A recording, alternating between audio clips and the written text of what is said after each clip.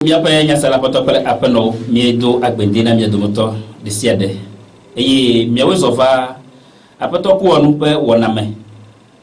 si bale sie be globia be tokede apoto ko onu yen to de mi agbo le radio RVA pe kwame ko mi yo ko be tonton Boris eyi mi globe ameyo jibe yo akede apoto ko onu ti le agupo nu to mi na nyi be mi jibe yo akwe ye elemia bo to gasheke na ga wo pe popoma ye ne mi di radio avoa ne mi lia elatima akpombi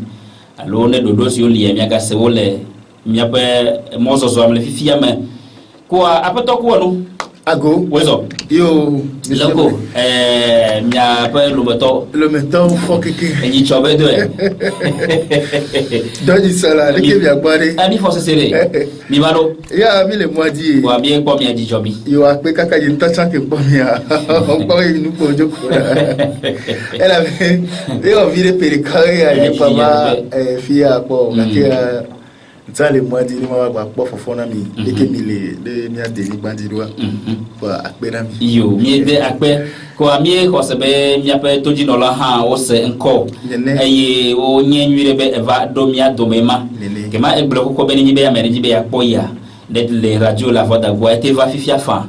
ne dire emwan kwa yukaku yuado aje kwa nele ke dodo ko to la ba yidwa waga sile mi ape azolo ame kwa kafie ma cho egbiana wa ni cho no tepesia va to sinade kon la be amo alo mi nyambeto ni Africa to geria lui mi doje si egbia be mi atogbi open ko sumo va ya mi ko be o re maso alo fi podero de agbejinami ko mi ko afo ne penu okun gbe mi jire mi ase onko vosi geria be jina be ato sinya mo vonyi cho e va to sinya ma to kon be ya bume na mi nwi to nia ko ndi ya keleva be jibe ma chogbe no ne enu yin ne penu mi ko na ko kura da mi to gbi voduo na mi yoji be onyi ndo ko gura mi adome tamenyo de mi mama nu kure ti nyire o tamenyo enyo menyo myo mi menya ko kafira nyama jene dodoro lia acho dodo ava kafine awon tin dodo anami dodo dem le kakale ke o so be ko mi degbe fon ko be le joami alebe ameko tibe yakede ntini ena adam dobe wa ko pela baba de wa ba follow mi gonya de fifia do himle ni la me do bobe okay maga globe e cho ha le nya do me aro chon ba e cho cha le radio la bada le radio okay mi le ni la mesia me bobe yo to bi nu wa enu hen fi pode bana yo parce que amedo ko e ka fami bono be amemasila hoi alo devi ma tisi au me du chon devi ma tisi du ki edilawa e wona be devi omnyana wato wa no be nko wa nya be jokwe o bi gbada fifia ka fa lo gbele si bebe amedebe fofu nya etoni efo sino ani mi apatan mi maten blon bedebe nu ke mi atogbo suboa eye ne fi po deva mi adio bi ko fifia e la be mi atogbe wa kafa me amesiami i peni amenwe le anibandio gakea afode de do le togbo do de bi ebe le gbesi fi po deva wa be ditime oji e de o de afonwe ebe le dagbe nwe ya yirava wa be ditime oji okoya taflache mi kwa ni amedili toji gapopo ya mere ni nyebe nusi anu ki amedila wa ewo ne do ebe dede nono nti de o wa wo ne do engbekule nti eye ebe jesi do zina ya medo bona be enu ya nyo fwa nyatepe ni nibe nya po chocho me be mpoa alo nya po to hono be mpoa voodoo ni nu bada be nyo voodoo ni nu bada kafan ameke yo so honkana ameke oji odeto le tobi to bebe dodonu odu kota nkone ya mate gbenu le ebe voodoo ke ni chocho minti ni tatibe mi va le doa wodo we bebe ni pastor ni father kafan kafan ame ko yona mi fada wade ni kari ti be fada de pepe la te gbenu le be dekon to bi kon bo ok dekonu to bi kon ku kotanu kaka di vuju be subo ntia o ma te gbenu le bo gulana be mi ga wona de pe no ko de mi do no nya fufu toto le egbon la o domi mi do la nya fufu toto le egbon la o domi ame ko le egbon ni binya binya me ko nto so christianisme vanamia si be yuvo ko so christianisme vanami yuva do be ni hagan roma kaliki nu ko le wole funa nto vuna nke to gbe wo ono do abo na nto vuna wole alo de mi menye nyi do si mi enu be ni mi ami tipo jemi ko le tapa be de ke sino akafa ya to bo le ko de nulo kafa lo ya to bo wa ni le gba yo wa ni fuju so bo bai mi ni ya enya me ibo o lo wa me ibo bitoji to ya ke Roma Catholique so José bana mi ade o petata viro perenji you voto fifia ni gbe ni to bo to be ekro jejena bali jeklona you voto ameko so kafan ameko so nyanui évangile ko gbon na valo ame wonu de gbegbe bunu tu church de pepe apa ameko le gbon yo Yesu ko sova amongba nya fikola yo ni bi logique am to noa source ama ameko to ni Roma to o so Yesu avana mia o so wo be petata o bolinti voilà effectivement kafa mi no bom ke mi ame veo mi ame ibo mi le wo le digbo mi le kwero nyoma ko le fima ela be petata hon le mi agbo vai le ame ibo pe nonom se be ke gbulene ne ke you vo so atova nya popo jem mi anu so yo jakbo ya fifia wa be sen wa o sina vele o tina krona dona gbeda lo wo voilà fifia mi mi gbenu le mi ato wo la krojono to le tikrono to minya yo vo ni ma u ka mi bo le subolo abo bi kwesi o e dava keri mi na mi perika le mi yudare Israel ade mi ke Israel to subona ma no de monto mi na mi ya parce que wa Torah agbanleri ko na bi Torah e yuzana e mi yu ye han ye Bible Bible antoire agbanle fofu no de mi nya fofu so ngulo yayi voilà Torah le fun Talmud le fun Septante le fun que nous combien mi se popo Shuraki le fun ke mi bi so so an kafa ni bi ko gbe ya ni mi bi so so bi ko gbe ya e la webe mi na mu mi ti nu yo nti efika me ya pelele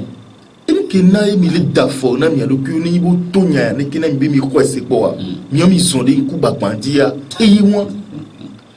mi ko fifia fi no polo ameko so kose ke nto la globe Roman Catholique ini choti ko la globe choti tutu gbale yo cho nya ba wo so nya ke yi be adire mi le wo gbele gbenu le nya to gbogbo wa wo o subona nu yi ni foju betata ke globe betata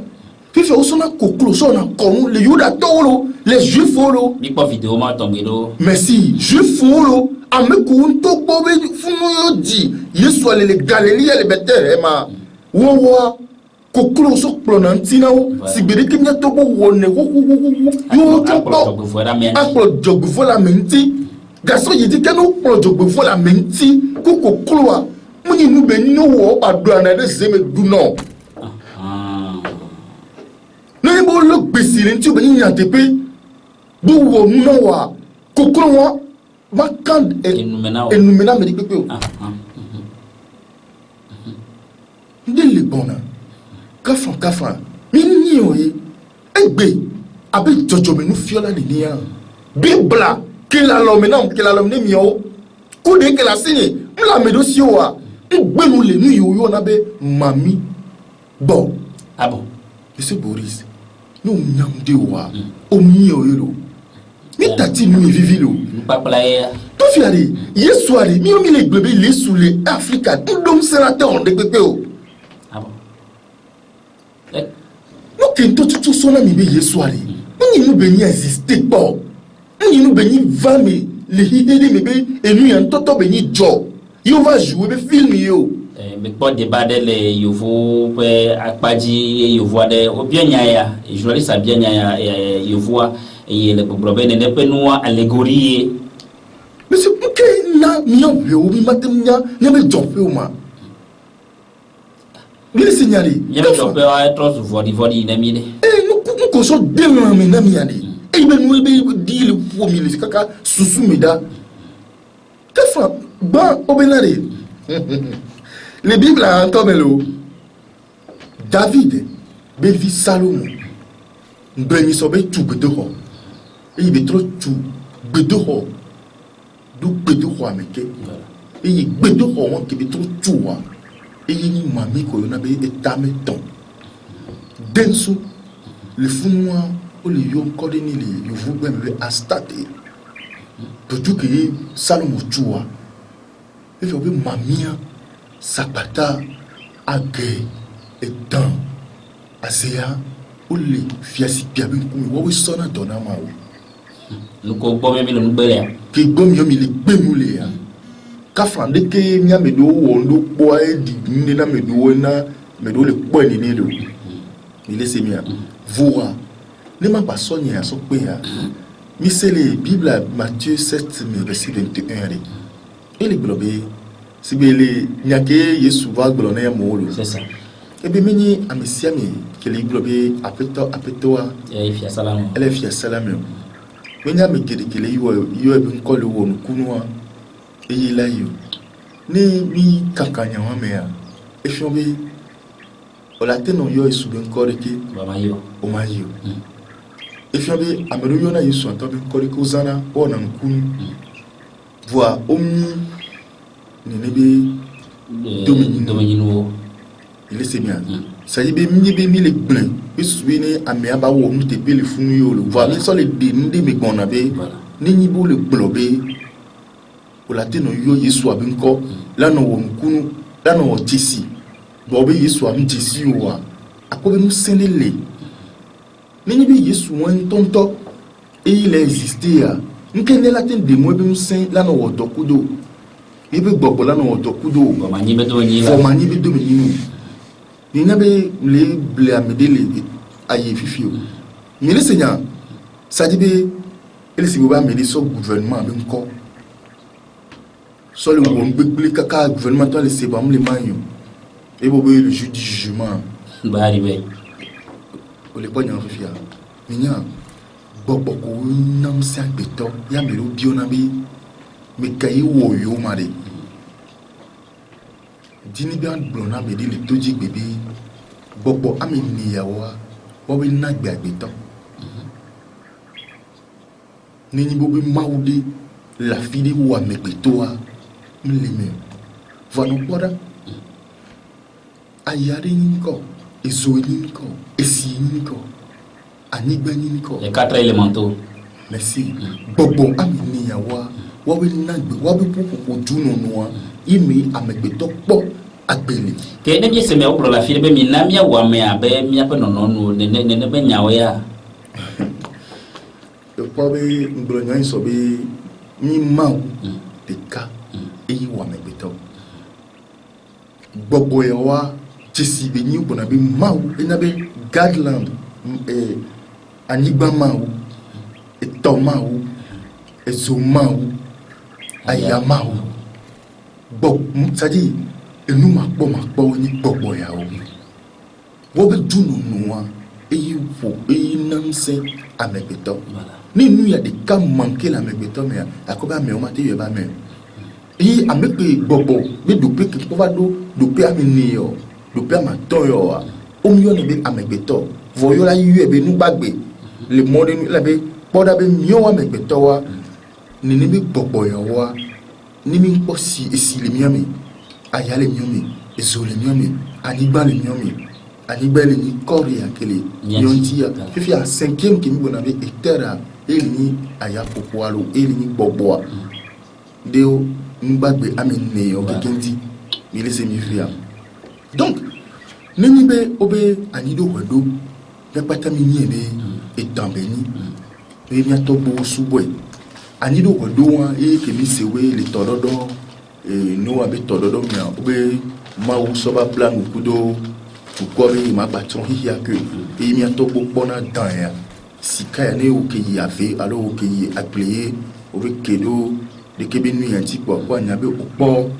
dagbele abe hike o mi e ni ani do godo ya egbe ya kose hado kafa kose hadoa ota ani do godo ya do ube plaque oji oui kose haolo fiko yona ja Jehovah lelo fiko yona Jésus Christ lelo olete fifi amia tomia no de konu otowa o chontana ne penwa me kesiake merci do be ba be khwalo fike dans le nawa alo khodim ni wobe tataro dia otana de kebe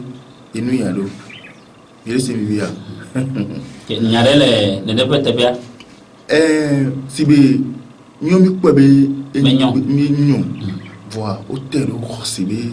à Padi il laisse vivre donc nous n'y les blancs et nous qui nous bon au miam sointi on sointi wale nous en Afrique via mon peuple les nobe kuni ni be nous gomme yo ejotinam mi da pe ervia pe nya sa poto kala pe no ke mia yo kere prophète ko ronti yo a jeglia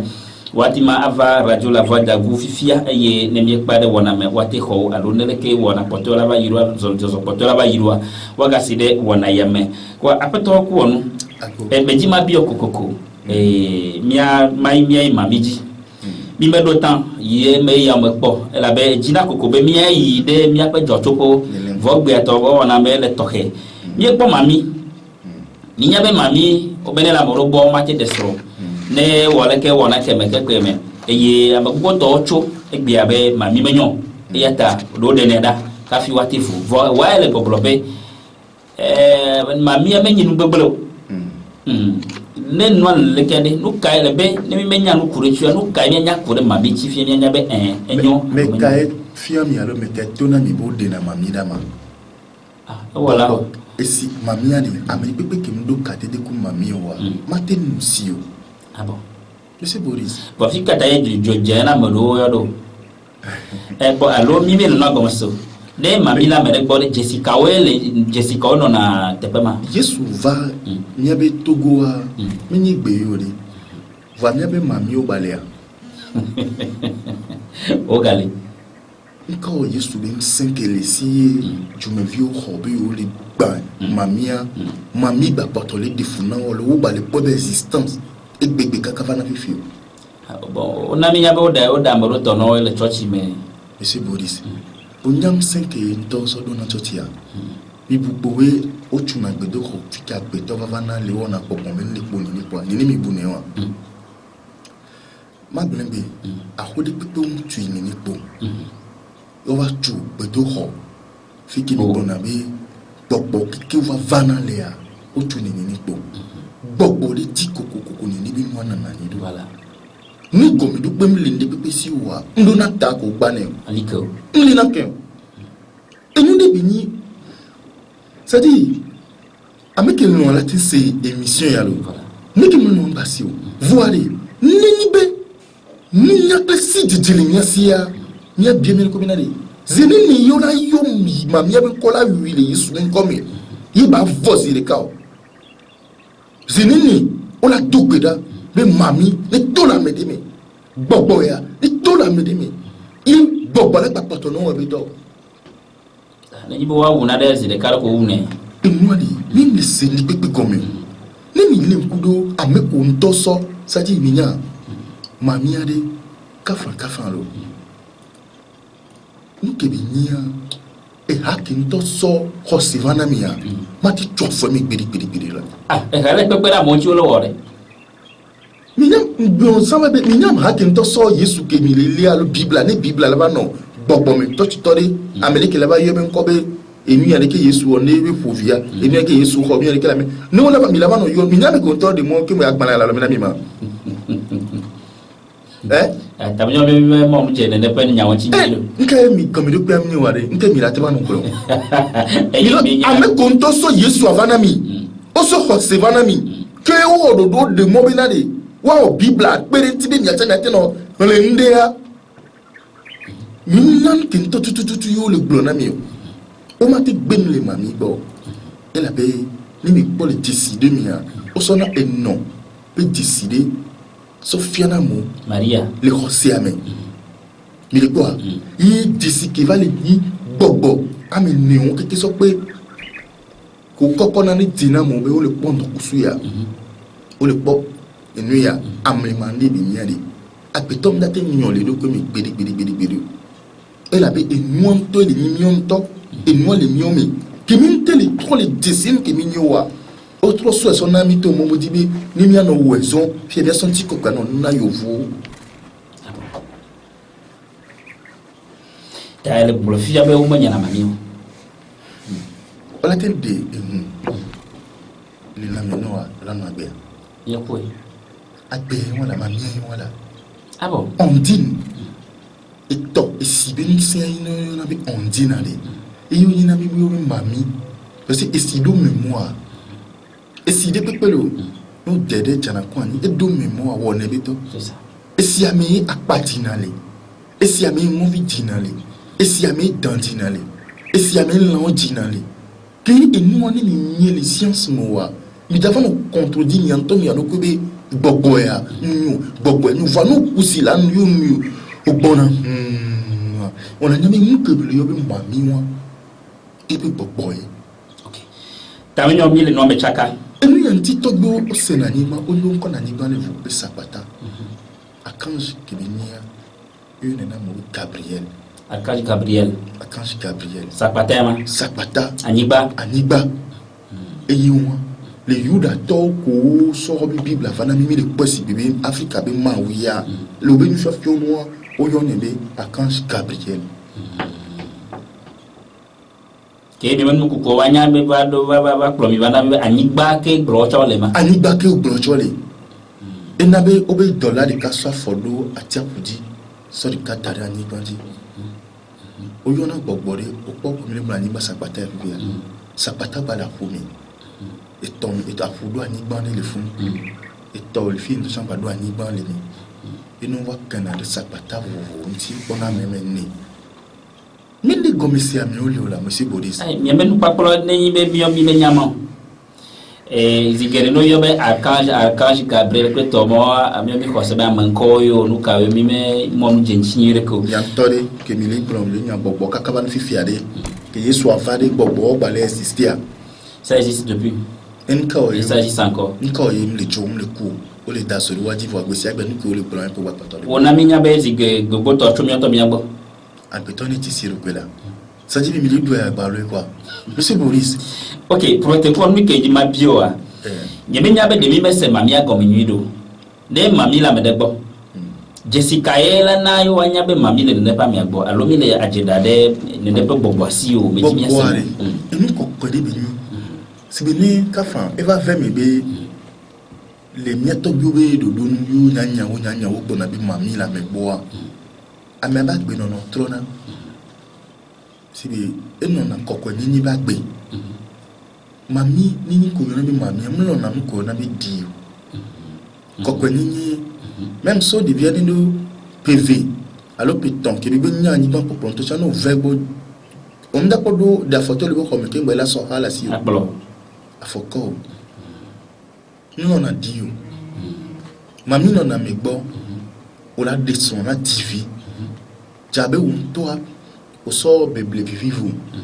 so le do aba gbe omi o mo do do pe na gbe o yi la no problem mami le defunu nti o mtele no tebe de ko mami a e kokko bi ni e mami to bi gbogbo yo na mo be ange gardien ah bon il s'est épée monsieur Boris blono mi sobe bio mau ben ko yo to de pepe a bio se beno de Gabriel Michel Gomenay bako sabe ma pa me on le toji ye amoko mo ku dintia wate de Ange Gabriel alors Michael bueno le toji wate yo mi fa les 96 80 27 27 Ange Gabriel et kudo Ange ka Michael Michel OK Yo, Hervé apa nya salo kemi le gobe prophète ko nu le miya gole te spécial mo anu le te spécial e amiyo jibe yo akedentia alo mi gogo radio Hervé ya mi atima agri miaji ne pare wona makwa a doaje plemi prophète ko nu magano mi agboke amedo na minya le church pakpa jibe nenyibe ele jesia lo pom abe ele togomei ele bododo wore aloben chupaji nyon paji o ne neye mami pa jesi leye ma mami do jesi vo ni togomei alo bododo de mi kuyo ka fame do mte dana no kuna dre voilà ka kamero na nanya mzena na ona nanya gbedidi pona polisi me ona nanya on to cleaner amupona on to ma cleaner amebapona into so bapona ro ku ba mami ko mi tona alo kaba sibe nga essayer ba ni université sibe bi voilà yo bon no quoi si bobore ki na si bobore ki mbali apa mami voilà que les 4 élémentaux wa ke ko do be légende voilà ni mami de dekwe assez chambe nous sembe enjolé voilà et ça patte chantolé et aya pour que y en avait archange Uriel mais non c'est le ange Uriel ne oyon moi au nom d'archange Uriel là elle a yana mo nous au nom de Michael à mon latin quoi Uriel on m'a dit on kaba ah on sait bien quoi comme les en géologie mais on la plate dollar puis me kawoni bani dollar et nous avec et Grégoire si bébé bobo be ni nyarke matenza opo amea amenkuno luvo be do le mofufu nuwa atiu il o be do fufu u bobo be yimia wo we me o décide de ya ole ina mi bible il sort à mes vies sur les fions du quoi pour le signifier sinon en réalité nous doit pas les caméos de nature le son bible ni nia mi manna ni bedela pomposo mami ondio takaba pomposo azé ondio si bible nali mi o mi de jo la trova mais ni nous l'éternité en éternité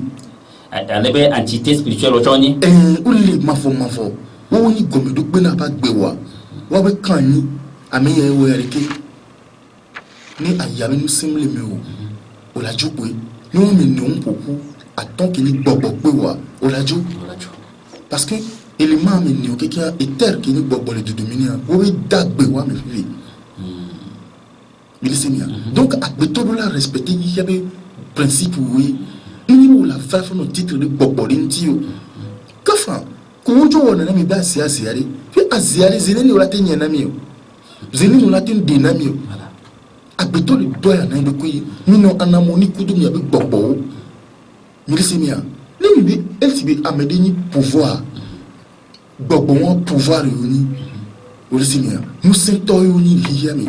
wo we le polomi oya fi mi be ajagra ni bi gbogbo won ti are nu ke mi bu bela jona yudio o la ti gbolo mi ado fa o le no blenya do mi semia o poko se ke vari e blame kede vous ni amebe kan wo o yi be domi oui obi source bois o ma titre de ni pepe ko na be gbogbo won ti o ma titre de ngoli won ti va manya e wo bo ko le view so dasina ya dudu ya o fu da ya dudu ya me be won wo de ke be nu ya o im le tro ne pepe chon monsieur Boris mi o wari jojo mi nu fiolo mi ni kafa kule ya so so ne pe mi le fifi ki le do religiosité mi alors religion ti bi fiye ni ma impomposo ntina o vous avez vérifié quelque chose là dit mi abriwadi mi do mi gidi kakia mi te samunya si didi so le wo mu fifi eko yo vo lisa yimi o mi le ho so le de mi fifi ke mele compatible premier kunyu iwo be mi li wo kakia ayadudu ba potoli ayadudu di mi li semia kafran o ma ti bien mi de bi ni tena o don ko ya ni fiabe eto Albert il va faire nous souvent ba pomboso Albert jojo menti now calendrier di be kwali Fille calendrier en tout cas, on est mieux et bien Roma be dodo quoi. Voilà. Calendrier roumain mieux qui ni et bien wa. 1000 ans. C'est mieux et bien wa mi do dinu am 8 ans. Vale dinu 8 ans là on y a. Béré. Faut faire. Béré. Yora be faut faire dinu 8 ans là moi. Jove joje to de he. O la timi yo jove alo to de he. Alors afofie be nyale na me be le afofie we wetin keke wi ton la be ameli la nyam kolebula e be vide la nyam kolebula Mibu. fifia e vero ndi ndo e fien wale odone le dodonu ndi ndo wale e fien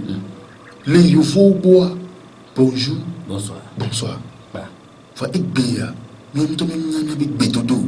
mi le do ekbewa Milani, Romania gangangan ko so Bible vana moya mocho niari. O ba poto le subo yo vobe betata o sana modibe le vénérer. O sana modibe Le vénérer. dom l'adorer.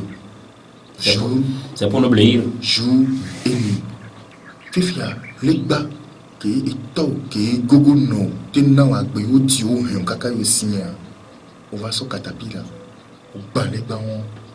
To wa so yo vobe betata so ba dido ETP. Onang ke na be sen on be médaille vio na nanini to bola do pe do ho alo la chwa hoya o ke le khosi wa mia. O la so sen on ba mi kokko be médaille yo keke la dire angle di ke mbola ko ko chen bodo dema. Ah bon, nene. Monsieur Boris. Ni ma pompu sobo de que gakia ne e vide latin globe ni abla ni afia ni be gba porto le KTD me ko de be deni ba be jojo mi o de semia ni be vide latin globe o yo ne be petra alo yo ne be kesobo alo yo ne be kuonu alo yo na yito gyo Me ko terechi. ni nyabe e gba porto ni jojo mi be e humbi. Ok. Yo prophète Kouanou, ici que de nuit na ye amegede agbenu le togbi kono bo alo to amegede nu bere togbi kono bo a yenye kokobe ne jolekea ameyo la hamovia ayi bokono bo awoyina ameyo wa hamo ayi paso prophète o no la gaga bo awoyina eye fima mo wese na nyado lebe ame wa ke me vai bo ne pe noe wa ploro le ke o donu gbe ne vodu ale ke mo ti ba we o puto e ne ke ne pe no wa ko die gbi akwa me se mere ke me ga jibe ya denu ne pe nyamo. Monsieur Boris mi kware ni gbe de mi le fani ba ya ji o mi le yi le vale joba jobe nu sen mi ye o le semia ka fa ke yo vo to chon wa son ni mi bo l'Afrique de o zan nyam to ke be so mu bibla inabe ki Yesu ale no pompoa elokpo be dona na mo Ko so mi ase kon kaba elokpo be dona abu bia Yesu be na de apeto ami ya ye wo nvon yenti o di de kelwa alo bi ti la we wo nvon yenti o di de kelwa de ka me la wo nvon o le ba di de kelo e fi on be chopa mi se le Seigneur Monsieur Boris il est bien vrai benade voju yato bo so mone kafa ama balu ola so dado anigban ndi etantia fun ko dans la no ma bujio wol semia ama balu ola so dare abitia abila kunu yato bo so mone ko kwebili ni ni amanu ya mababu na yo wa o fani doi voilà ni nyambo segome mais vous mais tata wa dore ba fani doi voilà nous kela son na jesi wanya ma mea e wa fon o pourquoi ma o fani doi be ba ni legba si be agbonu jola ko na be Gabriel ange mi le Seigneur o wo sene décider ba no nti ba nya bibi ange ya gbogbo kela no pro ya fi anu ka kun ke so na gbogbo o di oli pepe o di ahehe o di aseglo o di ya fefeti o fofu keke o blela kala mi togbe akoiti kofio hihia so fi anigba be funu wodi de tanidi so dedo ni amedi bona ko susua ni va fun kwa no le ne de fun bi ko mi to bo be nu nya ko zan e ko la tim zencha ko nya ahemi wa so gblenu wa o so gblenu fifi ko le yi o le di viwa wa be viwa le loni ni be inu ki wa to gbo wa ni to gbo keke e wo yolo be to gbe ko gbele alo gbele de pe no o nim nyo wa kafan egbe o ma ko la di foju le Togo Benin Ghana o ma gba pogun Yesu lu fi ado hi apataji mi yan bo le segun mi le ni ni o mi o wa khose le blemi ni kokoko la so ko na khose le ken bola nya be to le hi be la te pom la du o le semia a won mi on to le do hina fu to toye donc ni be to gbe wo we do gbe le gbogbo de gbo le logo de gbo le to de gbo be va ve mi bo di to gbogbo be no ite po vidi aya wo nu yan de ke a im va le wo enti do wa e ya le fu be npo ke be fu wa e la ba ton no le nto e la be do gbe mi zana ni fu gbe be la promesse est une dette bien sûr wo be do gbe be npo file di o yi gbogbo c'est la me va no o yi to gbo o la ti de gbo aw de ke logo ya le kaka so be di fi mi si ade aw ma pe di nti duro ti an po vini adia ti an po moji ni ya aw ni ti po vidia ye ba so ni ri ka so ni e vi ba di boya o so vi va di voir koklo ko la player ada le 6 minutes to na loi nle tete o no egbe ava po ni bega ava be appeler ni so na boya si bo ewe bo aha fifi a e ni fin lo ti ame do nti to gbe do nti ko won ke le ni ni ya nke gbo fe do gbe la be ya tro ho ibenu fifi a ni ela no defuna de via kaka wala ba ni be ni wa to gbe a o be do gbe pe won chan o le ya mi bi gbo ke jojo mi bi foju le gbo e be ni pastor lo e be ni father lo e be ni bokon bora monsieur Bodis seigneur de kela o kakaye eni wala ba no zimba ni ntontono ya me ala ko ni yo vo ipo ba ba le blona o c'est ça ami ibo ipo blona bobo kili pour Africa re e dum sim e na be nu zena na mo la ko na te keno la famille amela te po le mo tan pa te be e fait une vidéo ni o do gbo le voju bo e to un tiu no un tiu donc a voju la ba so chapagba na ti voju won e le topé o nke gbe o do wa bi wa so so ni pa tiu la vo o to na po fafa ni myowa bobo we nya hi wo jo ku hi ya o le sinya sa ti bi mi gbe o mi lon mi le wo be propriété voilà donc amérique manu blé de bi ni jaguar le dum se wa ya i dum se wa ni gba yo mi ti ni na gbe ta ti 3 fois ni gba awon 3 fois ni ma kaka be ton te on te la joy agbeto ni o blé o bobo ke mi to boyo na be fuju sapata ilim si an la sila ni ga hi ya mi ani gba yi inti ni va do afide do kiti kapo mi ni on to le ndo me mi go be e kola ni gba ntilo e kola ni gba ntilo funu mi va gbona be kola ni gba est-ce que Yesu be ko alo ko se be ko mi nya be la ni gba ntia c'est nya ke mi on to mi va gbona fun be e kola ni kanti e kola e ani gba ntia Yesu be ko mi nya be le ani gba ntia agbeto ni nya be jojo mi ya iye pe do se wunde pepe mi sinya ne blikula ya ni ba be ba miwa hihiya ide na gbe kafa amerique npo so ba gbe na Yesu be apetople de lawa mona na ni fona mona ni ngba fona va se fona Yesu ele frère va gbe no bia me do be ke be fona ma ela to be Yesu to ma no ya ba fo enu ya keke do ya il que no bia me ke ko ala chani si alo Mohamed dise ela te no de ke fifi a me ko pato so évangile va le bo sena ne ba me ni mila subonde ya ni Yesu mi subonde fofo mi la subonde et toi mais deux mais une te va be il va order le dossier si mourir et toi allô yeah ok fifi a me dit on voit ne be William Maron Branham et chano ho et dit ça dit à part Jésus mawa et il n'a mais qu'il est beau la redisser il nous pas disciple qu'on les signe bien on a pas béton Afrique via et nous qu'on a au coup de voyant ah bon mais les Côte d'Ivoire les cadres de Tchavoy ne Philippe Kakou oui et bon nous tout y dit les mawa boy bo que y ni la team na la dope na wala bio c'est binari on a l'existence de Dieu man Dieu n'a jamais existé nous tenions moi wala tout un ko wala de petit ah bon ba ka wala tout un ko c'est bi won to la tout un ko que le yo talo lu kunti be yola boa ka fi ba yi mawa bo ma ke le existé boa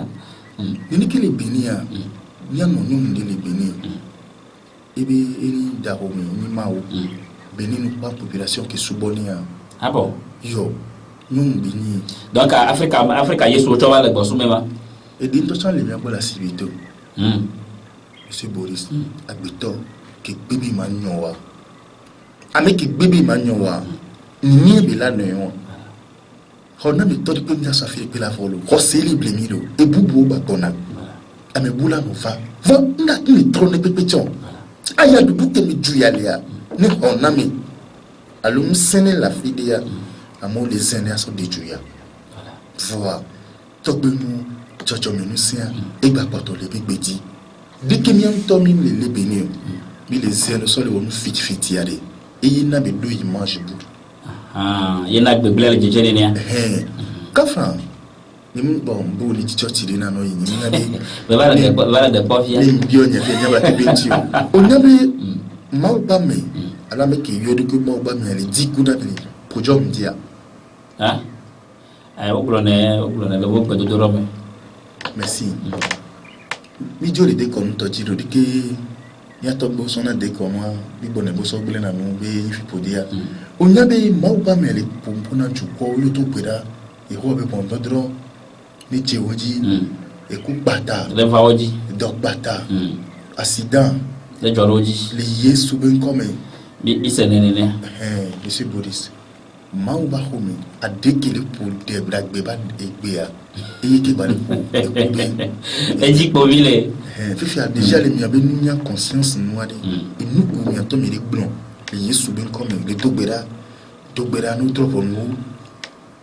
Nous avons les Bélintia, les Bélédivadi. Je vais m'aglomer. Nous avons les Bélintia, les coups patanes, les dog patanes, les jarris. Ça dit, nous caille, et nous avons coup d'eau avec la sauce de nous. Américain pratiquement comme il y a abitoni tisiro kwela kafa ndo le tuare ni mini pastor ni boyare ni la butami sobo ni mi yanto mi blobi mi ma wevi et mi dro la fille portable que mi les sane mi nyan ke benia ni mo no kwa te beberio il sait bien donc allez mami assez et nous wadi et nous hoyoni ok yo beja pesa basi ele noame de na mi ne mi ko se be to di no le to ye mi hu mi be kale bu dadi vo to kede mi jibe yo prophète ko no le wona megbe ya mi nyato no ba ko mi to do ku dina mi ayo le 90 83 11 84 90 83 11 84 allo 90 90 45 12 90 90 45 12 allo 99 46 05 40 99 46 05 40 que projet ko no bejima bi obede fifia de onyobe de yam gbato ano dreku ano togomei ano gododo womde examen be dreku ku me yo ameke nyam ku de gododo ntia elate obododo de bogbomi ameke nyam ku de tontia e kuna directeur ah bon c'est bien non amem c'est quoi be etolelio amem c'est be etolio nyam eto ndati ku directeur bere c'est bien même nyam ki ni bododo an ate obododo le e de commune pourquoi ndona nya be mi masonya sono yi gbogbo mi ba pa di record fi ki ni no ba ni perpétuel et no le continuer le kakayi bi ba le pobe il vivre le funwa et yo wa gona be ami e do kade de kudo bon c'est serré il se sene allo bogbom de voilà kafan Amérique nya musu nya nyono wa ya me pem fie no pompo kurinti ni chanwa enu ma te be wo enu ma te jene ma te zeni e fe be e gude hike wa me okay e do hike wa maison c'est clair ma on ki dibe agbeto ba nya nyu ku fon donc et dans que on a be connaissance ça et il va découvrir adam pe votre découverte ni be no donc anya c'est de kabe il y a des tol le fun qui mi pronona mo wa mo ko le nyu donc ani bon continuel amener les bords mamie et tort les bords dans les nias de kabi do kadi de kudo ibi jojo mi dan ibi jojo mi to yon donc nous kaya me won la wo et la trop dire que mi nyere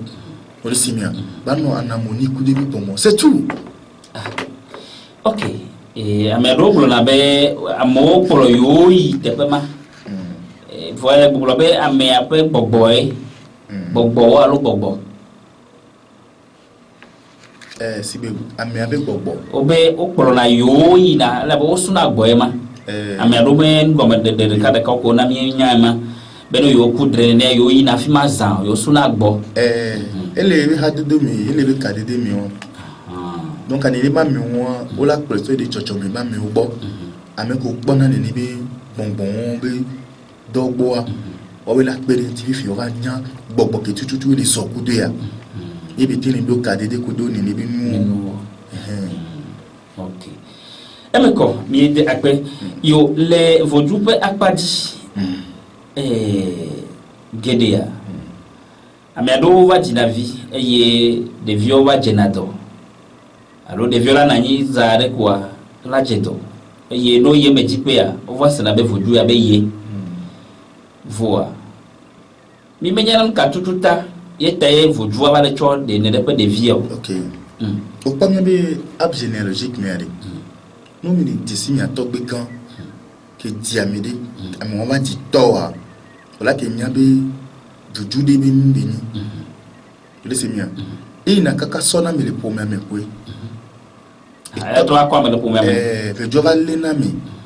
e ni vuju di dinani le blema to bi o mo ntinti e ni logo de na ni le afede mi amu bonne sa be va do génération de mia amérique pe baba le ke donc a vuju agbapoto le we be doa fi elle va do mi à maison le semia elle va do mi mi be sube ya de do que so fiomi ni mi le di kaka mi le va ke di ntibe eye no gbe me popo a nku me kona na ameon zerika il se via ni bi le veo bi kota meon ina be bujum tina tepo va le na mi alo de na funa me we di ne o ni ni po di ku di wa kan wa po be ele topa di alo le no pa di ina mi gbona be ka fa e to o fifia logo ri e dan le wa be po mi fia e no o fifia ye be le wa be po mi si be yi ni vodu ku subona ka fa lo jojo mi vodu ye si mi jojo mi vodu ye quoi atigani be ni de o de ku sofia mama o e topa di le no e no pa di le no fia no mi e topa di ku no pa di wa dogo do khoa yo va dina via lo puis au kini de via on la quand vider les top pas dit aka vider les non pas dit au fiami le soukou ma pas dit les SVT même là merci donc afrique bonbon on a dolé ni audio et to benu le o ngogo ni o e no benu le o ngogo ni o gbe me ma ngogo wa bonbon da ti dina o ni o chon ba divi ye vi o chan egbe et vieux jamais viva va ni vous jouer les web to kaka va lena de via de cap va sona mais ka gombe e adom semumi voilà elle mi akpo ke to gbe o chon gbe elle a ti va defuna vio voilà e ora pro de vion so e funu alo la bebe kan ni de via gbe la ho de via ba no e gbo wo ni via be no e gbo pa bo evo ok ni na mi o e be o be enu le funu yo enyare kacha gale mi le church agbe premier pe ku heo ameado pondodo eye ameado mo pondodo de neke ameado to vojo pe akpaji o to pondodo ameado mo pondodo no ka tutu te hele de pe no va monsieur Boris e ma banon glonia ya be vojo mu woni ma uga mu woni e be vojo mo woni c'est da ma uga cha mo woni yesu mu woni Yesu ba wona de quoi et nous qui wona aller il a mis qui vous joie bon nous que la wonwa elle le miame voilà elle le me ou qui vous joie bon ou qui ma wa bon ou qui soit boire et nous aller me ou rien pour c'est quand même fifi nous va do funoari nous on veut ça et nous on veut de peu qui tout les me de goa et nous qui yo les dire ma wa boire mais y a peur on avait peur et nous qu'on veut les dire vous joie boire on avait peur et nous qu'on veut les dire les soit boire on avait peur et nani Amérique bobo et Yesu wena ya akobi il doit fidéner yento l'emi et doit pédéner et il n'a didinya peut doit pédé qui veut déclencher qui tout veut espérer les Yesu à boire il là on problème Yesu wena ya neke et na be no ya fi pipia aucun signalé na mebe on khosia la femme ah mi ro ko mi seneko mi nyari kafa dimdava plaire me debe ndi la signalo ma wira we voire supposons we wapatom solo do atami ke gbele gbrobe ma we na yo be se wala holo yo wapatom solo do atami ke gbele tem no be fuju ya we na yo de ke mi le fi kwa mi le bano yo te pede bi nkono ke le très loin sibe le palia me fi so yi mi abol lo mi ni ma bon ne mi gbrobe mi le fi kama gana ni vere le bonne fifi ni ko mi tisi funo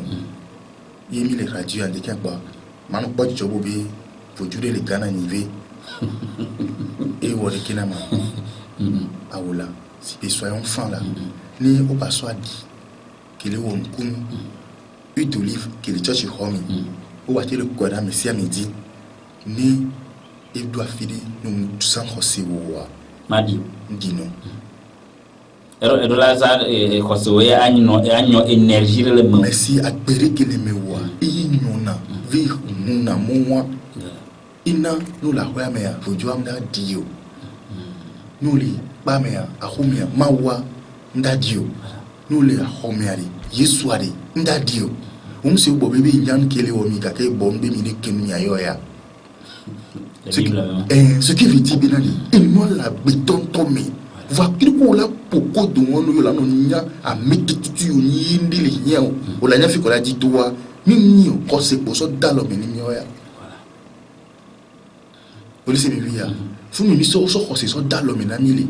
ko so ko se so dalo me na mi ya mi gbona be ma wo ye we amela bobe foju ye we amedo ya ti boy don ko li jom boy amedo yi to boy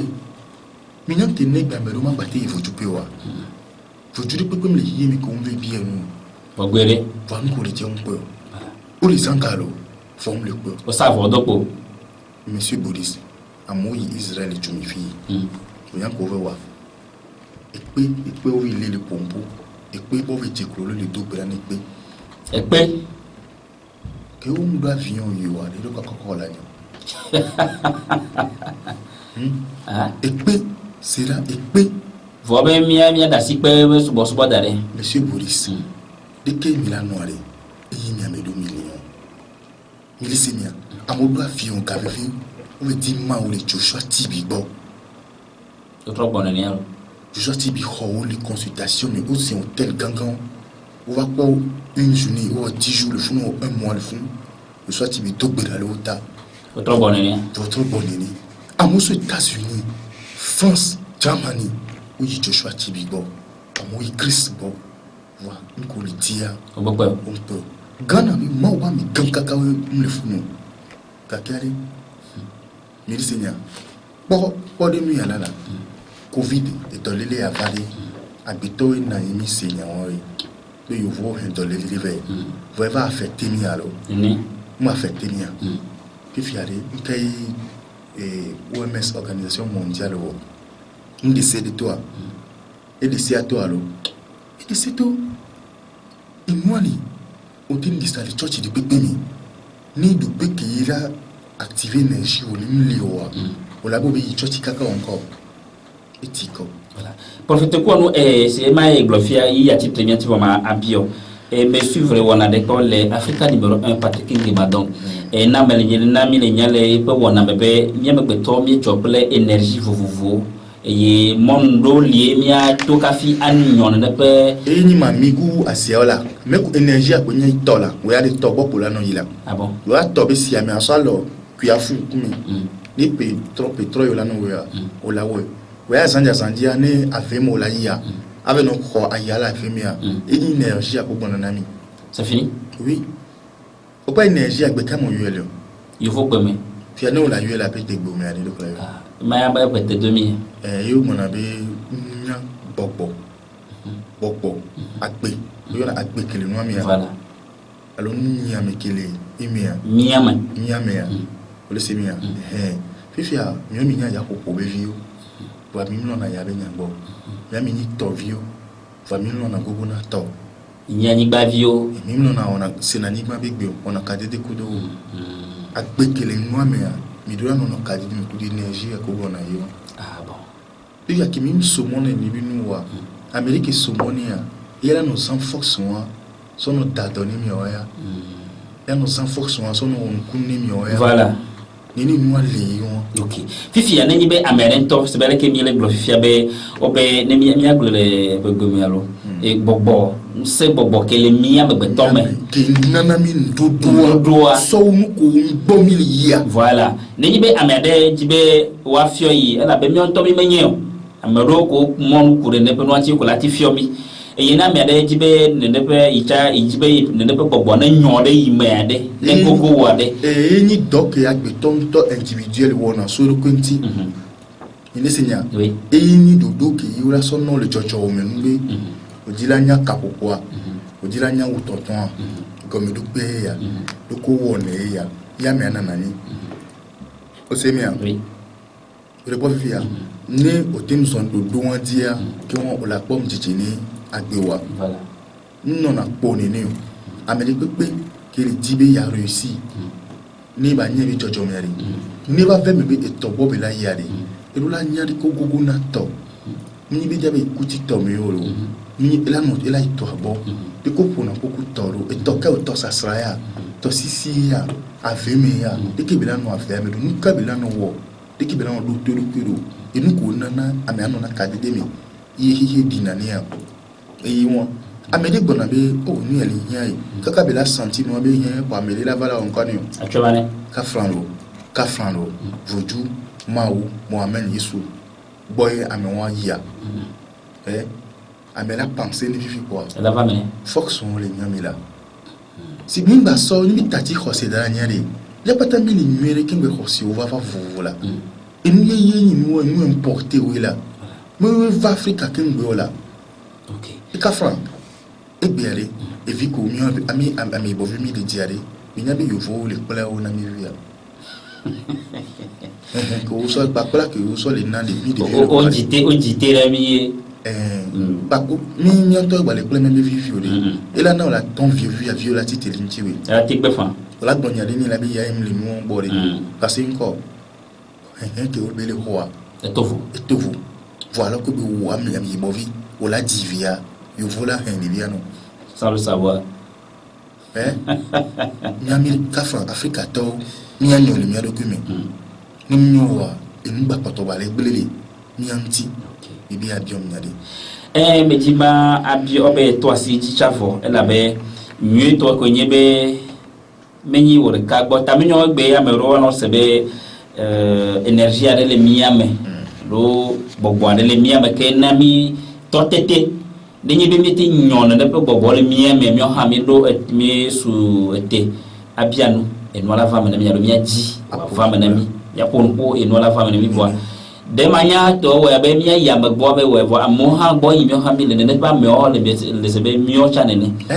kwa nyimenya be zigere me do na tepesio na nyibe amade yo de lo amada ke mi ati maglore kame e wonto ati guide ne pas me ka be ne pe énergie no foreign ne pe amia amedo so na mko ni le fi o fana lo ame o fana lo ame ah bon amedo mi no na kame binare sigbe yesu ke mi khosiari ele glonyare no sina beni mi khoye disia gedewu nyagawo ekoyi ya ewa gedewu imi na bo kafa biaro ko si nke ameko ho Yesu di se so gbo wa mi ni ile wo ke Yesu wo to cha me afon Será? kakala va wo yo Será? non enya wa vie de kebele ki na bi si bi o be na de mi ameko o di se ari mi ragba wo so wi ya yi to che ke yi o wo ba ya Voilà. wa wo won e so gbalo pe o le di be Ya de topo. ya de a leble dori ko la on to la manon sans énergie wolo la manon ya ba ni 1000 francs par jour Et alors dit chaque fois. 500 par jour tiens on le yo Yesu avoir on le kedin ti bi fi obe Yesu abe nkunu ke wo na bola mo nkuna mo e tuta la ni ba soko libolenti so jisia o on podo son de debe dope on podo le di kaka va adjo le vibe côté va di nti va fa di do agbeme mi una ke ngba ba no wo ni bi tisi won o pobe inu le o papa to Ese se vive. onya be ko ntoye ne ware ameko vata na pa no va yo boa Yesu la hodi kina ware yo be gbedo ho mi apobe na ni wa mi ni wa patani o disonle ira mi ma Voilà. wa patani o le la me semia wa patani hia mi nyona wa o le senya Yesu apopo va nkekini ni Ya no fuma ko café. enu ko le ti ola ko Voilà. o ba me ano beteza to sisito inu igbo to pekere ni gbogbo ava brusia ameki teje mi tutuba iye gbona to agbeto ni nyoba nyamina de nous sommes qu'il a troyé nous qu'il a changé d'identité Elle est aimée. il est aimé ni mi mdi monio alo mi tiare ni broni kokoko be mi ni wona na meo Voilà. ni les anya ti won ni mi ka mo sene komedo Ni Yesu. ni ndodo na o voile nous segbe ya nous en sonne dit nous quel yemi nous kedi nous anti le mi ware o la dans là OK. il a volé il a le coup là c'est on sait on peut na vovo de coup là donc na vovo de coup Voilà. il no c'est comment nous qui sont na voni soa Elle sonne en ils sont tombés dans là fifi on to ni ko là o dit o kedenti agbeto ipo là éviter nous ya ware c'est fini OK. Yo, ejotinam prophète ko no yi achite telebianti obe to por nya viere anoncio na mianto motor siade. yo mdakpe e mama dakpe ni mi ocha keke be nyawe de kemi tibe bano na mi doa eye be la no Voilà. bi pe a mi de piviti manyabe nyojo le nyaro kwemi de ko le podo ko odware ni nyen ole won Voilà. tu es ce que tu vois Voilà. ni dono yo nya Donc yo pas donno. ola no da dono pisiape amedo nya kaka utboa yo be doya Avant. evo hona na yo Aha. le gbedo o tri ame kwa eti obe psychologie Psychologie. be ni doya le yonti Kena yi ya bado kwa bana makoko. ifana me koko donc ani mi anto mi yo do mi ko le susu mo wa dokita grand pe mate yo do o po agu no bo bete sa fifia il voler là avion 2 millions 3 millions juste be là ba médical pe be e holomi enti population avion là va quoi mi bo vide be e holomi là va quoi tago mini da le be wo be to po Elle a tojo. va mda va quoi holomi là va to pas fort na midi Voilà. là va trop pas de kilo amelo là va juste ba pom kuvi na mi e ko e nya wani no pompo na mi de kemi dibe ni no na mi do wa e be la no ngba kan ndi pe kemi ne subo Yo. isia Yo. José Olelo voit nous un temps au tila non ni la no Yo. Yo. Allô. Allô. Oui, bien. Yo, papa be kame. Ah, yo, chi be gbo bia ho. Na papa ko ro. yo fakweni Yo bia bere ada ke no yo do moto. Elle cho kaka sanado. Egbo nyare de. Na di ba be e fudo ye ke di ye. Ada te ye di bebe. Egbo ko fudo pastor o be be grandi. O ko be egbo to do ne bi. Ameloku o ko do ne ke ya. Ya ma ba vire. E ba o vile. Ni wa ke ya. Ya da lo ka. Yo. akpe kaka Tele siam abere yo ela no mia gocho yo akpe kaka yo Au Seigneur qui papa gloire. Il s'est mis pasteur. Le pojo me dit, yo be vono d'autres. Mais il n'a où et coupe pas ta dokbata, mais dogbera kaba, mais dogbera il faut habiter les dogbera moi. On lui dit qu'on a mais les pétos comme épée. Ou so habito ba pe. So dasinama obi accident et qu'on ne voit dit dokbata, et pasteur le blanc épée. Vous que balé blobi yo abi yajira. Les familles va nyale blobi vous de cas. Dina si bibi. Elle a dit, vous. A dès que pour dat bébé et bébé de béa, on va donner mes coups. Ne coulez au popo me bito, nous la nous wame, nous wame. Voilà. Nous la nous wame la béa. Nous wame la béa. Nous va wa ame fio. Mais quand on fait. Ame fait cham zono. Vous de cas, dina si bibi. Atina si bibi. Et nous qui nous blâmer ni mauba medi. Les deux bédas que vous avez violé, Kouni Djoudi, Topatane, de du monde trop en moi, à moi, ma bâtie Jirame, et la famille. Yo, bien peu, il y a cela pour la peine que ma mise, c'est prophète ou mon collègue de Pessia, Minami, Yabe, elle, Miabo, Egali, et choqué, ne me dit à Keretia.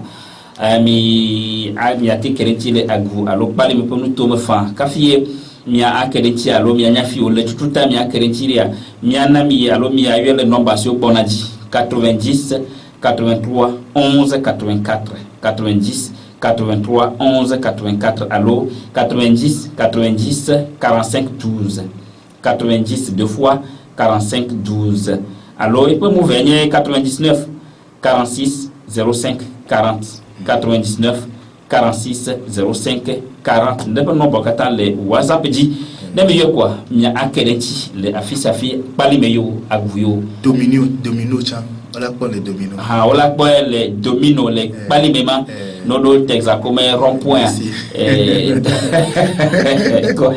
Mais bien, domino, à me dire domino quoi. Il y a que des prophètes qui ont utilisé les termes que ma mieda pere mia docteur serpe toluke et choga womo quoi miaga adogo le tepesia akpena mia docteur serpe bye bye.